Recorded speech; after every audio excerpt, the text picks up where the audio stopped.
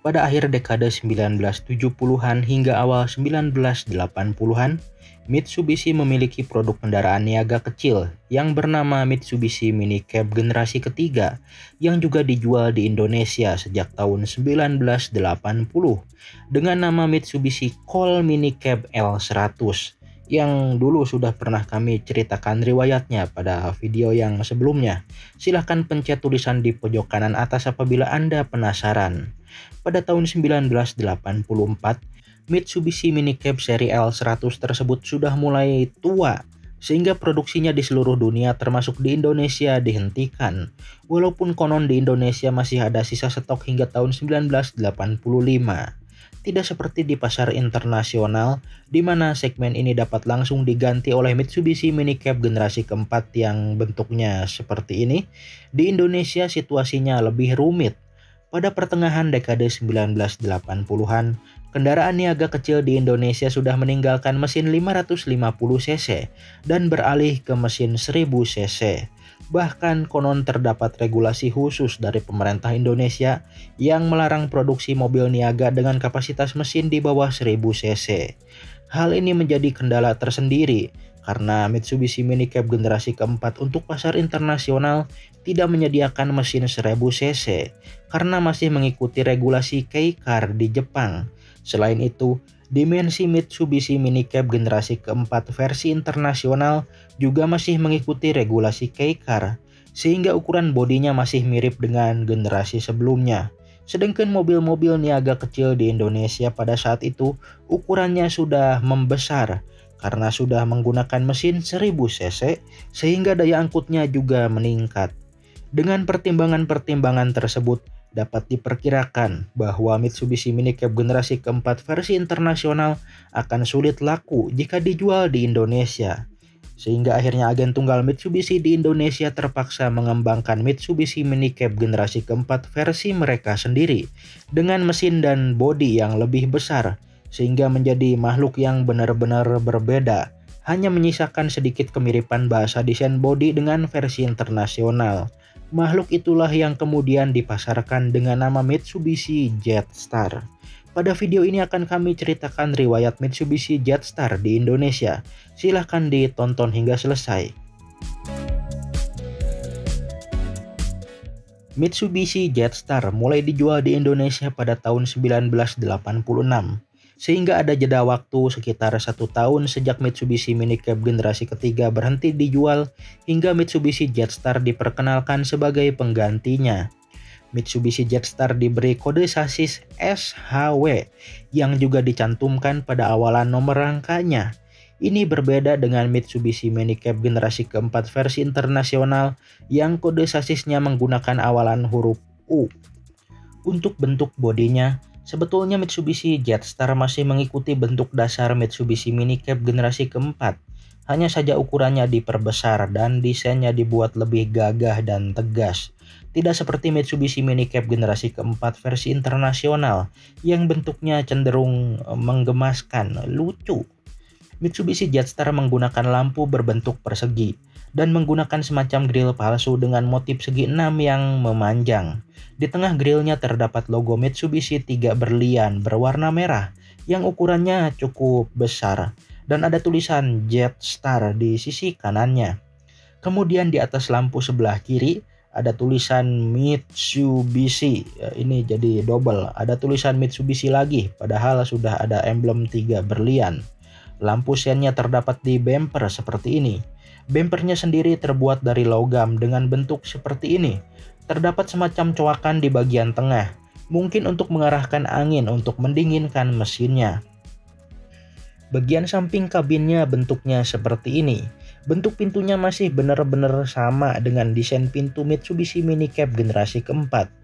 Bagian depan kaca jendelanya sedikit diturunkan seperti ini. Desain jendela seperti ini juga digunakan pada produk-produk Mitsubishi lainnya di zaman itu, seperti Mitsubishi Fuso dan Mitsubishi Colt Diesel Ragasa. Desain jendela seperti ini disebut sebagai drop window, yang konon ditujukan agar pandangan pengemudi bisa lebih luas. Kemudian spionnya terbuat dari plastik dan ukurannya dibuat besar sebelah. Yang kiri dibuat lebih besar daripada yang sebelah kanan agar pandangan ke kiri lebih luas. Di pilar pintunya terdapat lampu sein seperti ini yang memang dibutuhkan karena cahaya lampu sein di bumper itu tidak bisa dilihat dari samping. Untuk bak pick-up-nya hanya tersedia satu varian bak, yakni bak yang memiliki jendolan di atas roda dan mesinnya. Apabila dilihat sekilas, bagian belakang Mitsubishi Jetstar pickup ini sangat mirip dengan Mitsubishi Colt T120SS versi bak standar, termasuk dinding belakang kabinnya juga sama-sama agak menjorok ke depan. Sisi belakang baknya juga mirip dengan Mitsubishi Colt T120SS, terdapat tulisan Mitsubishi seperti ini. Di bagian bawahnya terdapat coakan seperti ini, yang digunakan untuk menyimpan ban serep dan dudukan plat nomor. Lampu belakangnya bentuknya seperti ini, hanya terdiri dari lampu sen, lampu rem, dan lampu malam, dan bentuknya membulat di sisi luarnya. Lampu mundurnya dibuat terpisah dan hanya ada satu di sebelah kanan. Untuk membedakan bak Mitsubishi Jetstar dengan Mitsubishi Colt T120SS dapat dilihat dari bagian samping. Selain garis-garis lekukannya yang berbeda, posisi bak milik Jetstar juga lebih rendah daripada bak milik Colt T120SS, sehingga pada Jetstar terdapat lubang pada sisi bak sebelah kanan untuk mengakses lubang pengisian bensin. Sedangkan pada Colt T120SS hanya dibuat coakan seperti ini di ujung bawah baknya. Selain itu, posisi bak Mitsubishi Jetstar yang lebih rendah juga menyebabkan jendolan-jendolan di atas roda dan mesin menjadi lebih tinggi daripada jendolan pada lantai bak milik Colt T120SS. Selain pickup standar, sebetulnya agen tunggal Mitsubishi juga menyediakan pickup versi dress up, yakni pickup yang diberi beberapa tambahan aksesoris yang tidak terlalu penting, seperti bumper depan tambahan, lampu kabut merek Hella, roll bar di belakang kabin, pelek racing, dan stiker-stiker stripping di samping bodi. Penjualan pickup versi dress up ini tidak terlalu banyak sehingga sangat jarang ditemui di jalanan. Namun yang paling menarik dari Mitsubishi Jetstar ini adalah varian minibusnya. Pada zaman itu terdapat peraturan yang mewajibkan bodi belakang minibus yang dibangun dari kendaraan niaga untuk dibuat di perusahaan yang terpisah dari agen tunggalnya. Hal inilah yang menyebabkan bodi bagian belakang minibus-minibus di zaman itu dibuat di perusahaan karoseri. Pada Mitsubishi Jetstar, agen tunggal Mitsubishi bekerja sama dengan suatu perusahaan bernama Permorin untuk memproduksi Mitsubishi Jetstar dengan desain resmi dari agen tunggalnya. Permorin sebetulnya bukan perusahaan karoseri biasa. Bahkan kami tidak yakin apakah Permorin dapat disebut sebagai perusahaan karoseri, karena sebetulnya Permorin merupakan suatu perusahaan yang pernah menjadi agen tunggal Mercedes-Benz pada dekade 1950-an hingga 1960-an dan ikut merakit beberapa spesies sedan Mercedes-Benz untuk pasar Indonesia. Dulu kami sudah pernah menceritakan riwayat Permorin dan keagenan Mercedes-Benz di Indonesia. Silahkan pencet tulisan di pojok kanan atas apabila penasaran. Konon hal inilah yang membuat Mitsubishi Jetstar produksi Permorin memiliki kualitas bodi yang lebih baik daripada minibus-minibus produksi karoseri lain di zaman itu. Ya karena dirakit oleh perusahaan yang pernah merakit sedan Mercedes-Benz. Jetstar minibus produksi Permorin memiliki dua varian. Untuk yang fiturnya lebih lengkap dinamakan Jetstar Royal, sedangkan untuk varian yang lebih murah diberi nama Jetstar Diplomat. Ini bahkan penamaannya juga bagus. Untuk yang murah diberi nama Diplomat, jadi terasa mewah padahal itu varian yang murah. Kedua varian tersebut sama-sama memiliki pintu baris kedua model geser atau sliding door. Ini merupakan sesuatu yang sangat tidak lazim, bahkan mungkin hanya satu-satunya di segmen minibus kecil 1000 cc di Indonesia. Namun pintu geser tersebut hanya ada di sisi kiri, sedangkan di sisi kanan tidak ada pintu untuk baris kedua. Untuk kaca jendelanya digunakan model geser pada baris kedua dan baris ketiga, sama seperti minibus-minibus lain di zaman itu. Namun uniknya kaca jendela baris ketiga ukurannya lebih besar daripada kaca di baris kedua. Untuk Jetstar Royal, terdapat stiker-stiker seperti ini di bagian samping dan rodanya menggunakan pelek aluminium. Sedangkan Jetstar Diplomat tidak menggunakan stiker yang warna-warni seperti pada Jetstar Royal.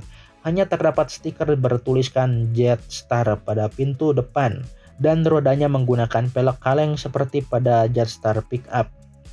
Pada wajahnya juga sebetulnya terdapat sedikit perbedaan di antara varian-varian Mitsubishi Jetstar ini. Untuk Jetstar Royal dan Jetstar Pickup Dress Up, ada bagian di bawah kaca yang dihitamkan. Ini jadi seperti Suzuki Carry Extra yang keluaran awal. Sedangkan Jetstar Diplomat dan Jetstar Pickup yang standar, bagian bawah kacanya tidak dihitamkan. Kemudian khusus untuk Jetstar Diplomat, bempernya diwarnai hitam, sedangkan varian-varian yang lain, bempernya diwarnai sewarna dengan bodi. Untuk bagian belakangnya bentuknya seperti ini, desainnya cenderung persegi dengan garis-garis lurus. Ya, ini memang sesuai dengan bentuk bodinya, yang secara keseluruhan berbentuk kotak. Lampu-lampunya juga benar-benar persegi seperti ini. Bagasinya hanya berupa panel yang dibuka ke atas seperti ini, dan permukaannya benar-benar polos. Hanya terdapat beberapa buah stiker karena plat nomornya dipasang di bempernya. Kaca belakangnya bentuknya seperti ini dan terdapat tulisan Jetstar di bagian bawah kacanya. Khusus untuk tipe Royal terdapat opsi untuk memasang wiper di kaca belakangnya yang bentuknya seperti wiper bus zaman dulu. Apabila sedang tidak digunakan, wiper tersebut berhenti di bagian atas kacanya. Namun unit yang dipasangi wiper belakang seperti itu tidak banyak, karena penggunaan wiper belakang memang belum populer pada zaman itu. Selain menjual varian pickup dan minibus resmi yang dirakit oleh Permorin, agen tunggal Mitsubishi juga menyediakan Jetstar versi bus sasis. Inilah yang kemudian digunakan oleh karoseri-karoseri lainnya sebagai dasar untuk membuat Jetstar minibus versi mereka sendiri.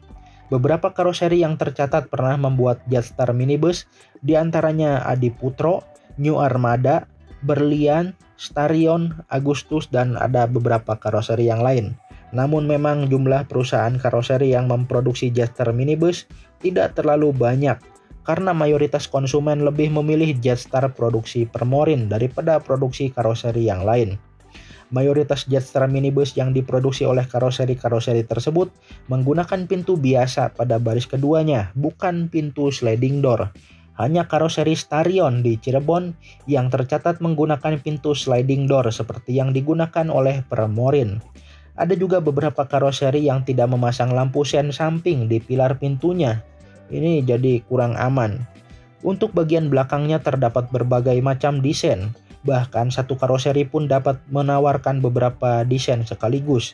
Ada yang pintu bagasinya dibuka ke atas, ada pula yang dibuka 3/4 ke samping, sehingga sekaligus menjadi akses masuk untuk penumpang baris ketiga. Selain minibus, Mitsubishi Jetstar juga digunakan sebagai angkutan umum yang bernama Angguna yang beroperasi di kota Surabaya. Angkutan umum ini mulai beroperasi pada April 1988 menggunakan armada Mitsubishi Jetstar berwarna kuning yang bentuknya aneh seperti ini. Mitsubishi Jetstar tersebut dibentuk menjadi double cabin 3 pintu, 2 pintu di sisi kiri dan 1 pintu di kanan. Bentuknya menjadi lucu karena dinding belakang kabinnya tidak tegak lurus, malah agak landai seperti itu. Dan ukuran baknya terlalu pendek sehingga terlihat tidak proporsional. Setelah Mitsubishi Jetstar berhenti diproduksi, unit-unit Angguna pada pengadaan berikutnya dibuat dari Daihatsu Zebra yang dijadikan double cabin seperti ini. Dan pada pengadaan terakhir digunakan Suzuki Carry Futura minibus. Mengenai mesinnya, seperti yang kami ceritakan di awal, Mitsubishi Jetstar menggunakan mesin 1000 cc untuk mengikuti permintaan pasar di Indonesia. Namun pada saat itu nampaknya Mitsubishi tidak memiliki mesin 1000 cc yang cocok untuk digunakan pada kendaraan niaga. Maka akhirnya agen tunggal Mitsubishi bekerja sama dengan agen tunggal Daihatsu untuk menyediakan mesin 1000 cc tersebut.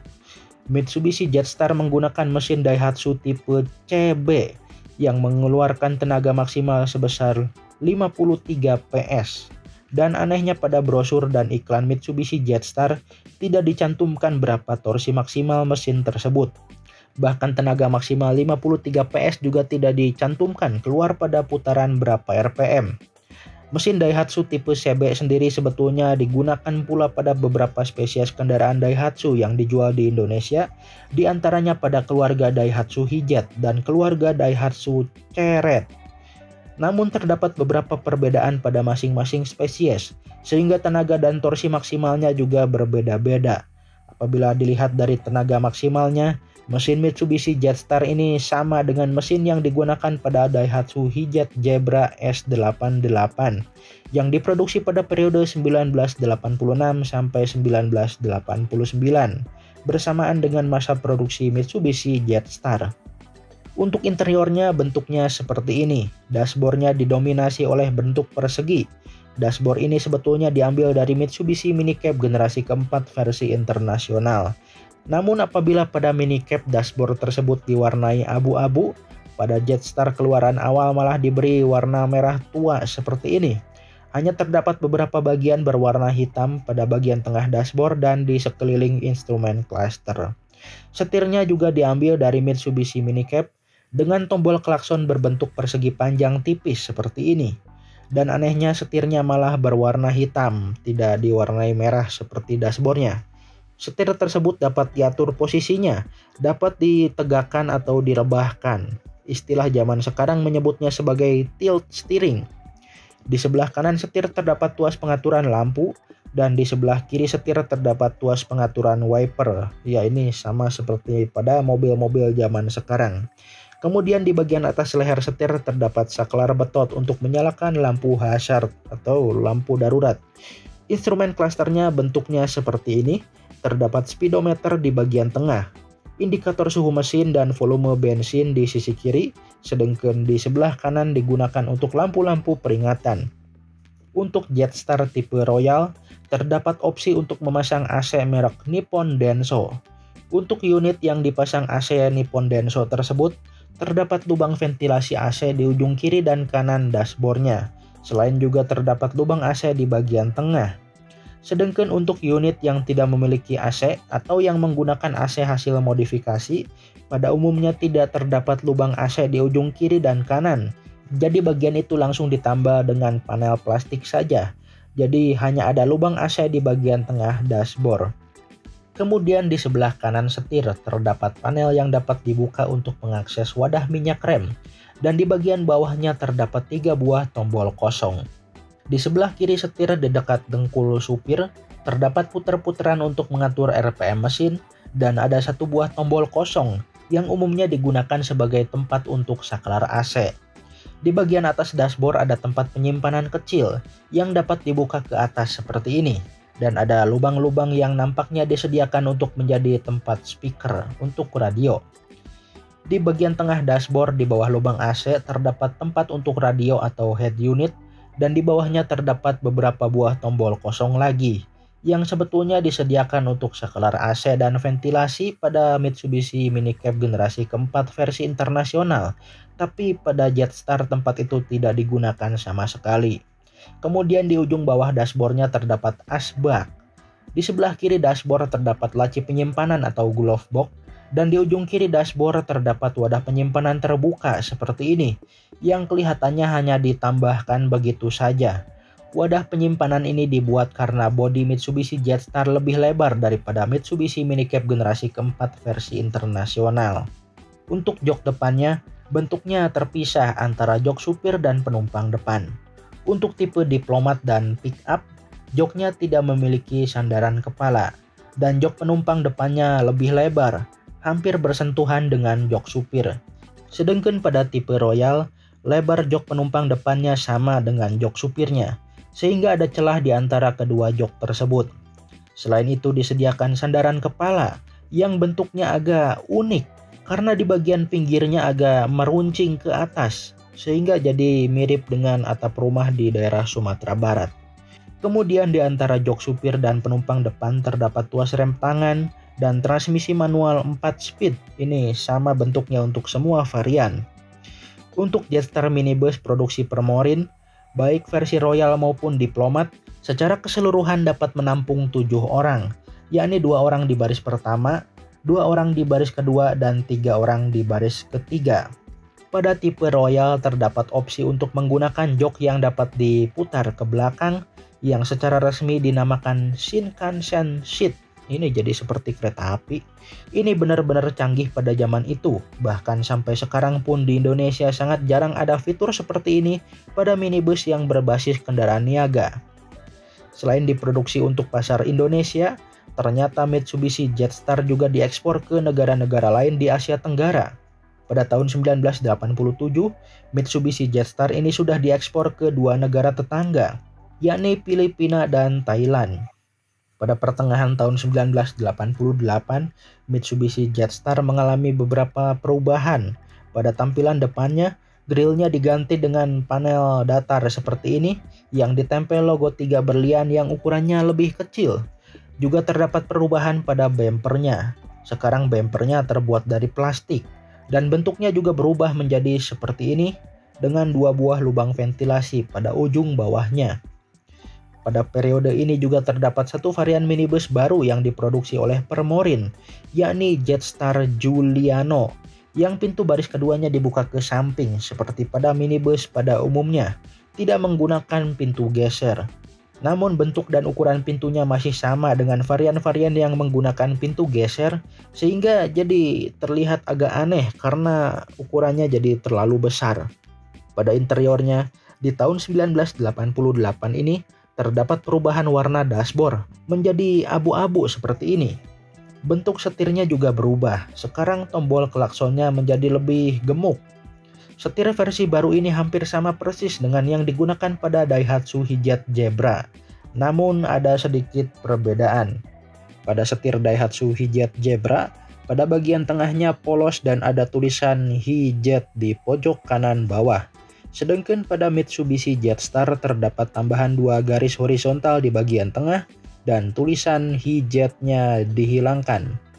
Bentuk instrumen cluster juga berubah karena sekarang instrumen clusternya memiliki tachometer atau pengukur RPM mesin, sehingga bentuknya menjadi seperti ini.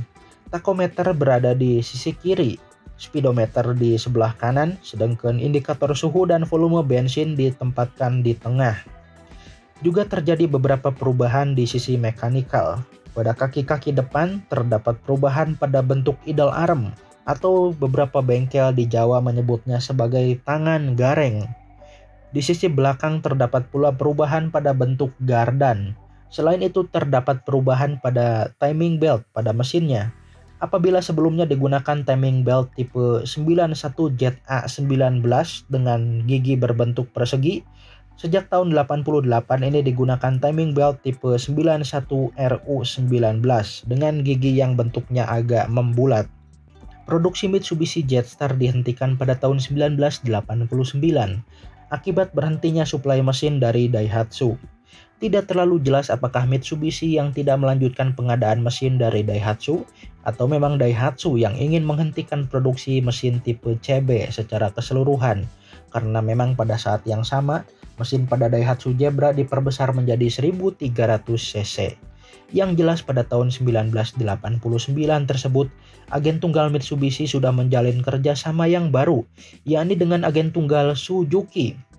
Agen tunggal Mitsubishi dan Suzuki berencana untuk mengembangkan mobil niaga kecil bersama-sama, untuk kemudian menciptakan produk kembar atau rebadge.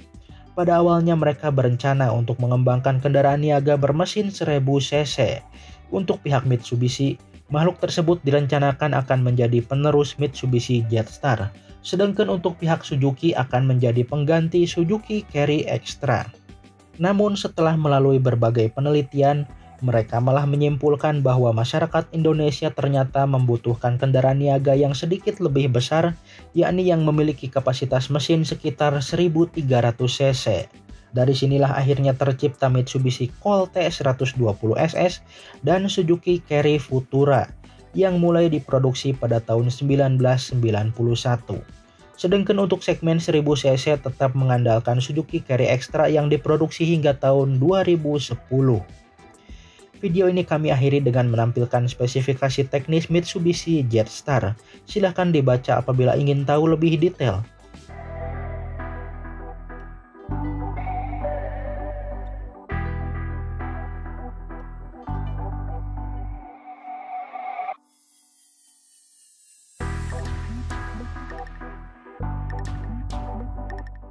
Juga kami tampilkan petunjuk perawatan untuk makhluk ini yang kami ambil dari manual booknya. Mungkin berguna bagi Anda yang masih memelihara makhluk ini agar kuat dan tahan lama.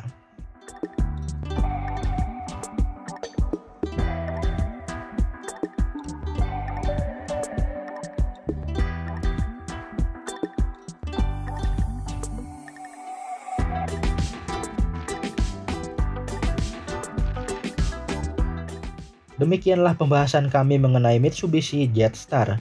Silahkan Anda komentar apabila ada info penting yang belum tercantum pada video ini. Terima kasih telah menonton.